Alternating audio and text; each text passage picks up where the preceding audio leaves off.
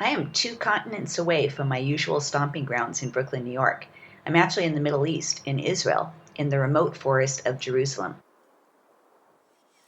One of the things I love about traveling is the chance to forage and eat foods that don't grow back home. Today I'm looking for green almonds. If you live in California or other places blessed with a Mediterranean type climate, you may be able to find green almonds growing near you. There are 2 stages that you can pickle or just eat green almonds at. And green almonds are just underripe almonds. Eventually they'll be the regular kind. When they're really young, you can actually eat them with the hull or pickle them with the green fuzzy hull on them. And the nut part inside is almost jelly-like at that point.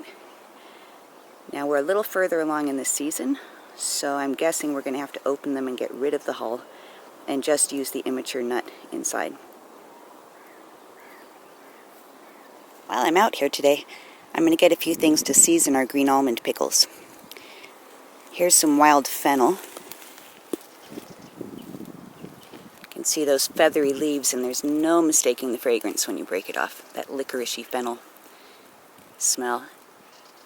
And then growing right alongside it, this is a wild carrot. It's a Daucus species. It's got hairy stalks, and that's important because there are some poisonous lookalikes, but they don't have hairs on the stalks. It has this really interesting, almost bird's nest-like seed head. The flowers have a single dark floret at the center, another identifying characteristic of wild carrots. The green almonds are still young enough to pickle, so long as there's no hard shell between the kernel and the hull. I'm going to use the green seeds of the wild carrot, which tastes a little bit like dill, along with the fennel to flavor these green almond pickles. To make the pickles, remove the kernels from the green hulls. Get rid of the hulls. Fill a jar, adding the spices of your choice. I used the wild carrot seeds and the fennel, but you could use other things. Oh, and I also added chili pepper because I like spicy.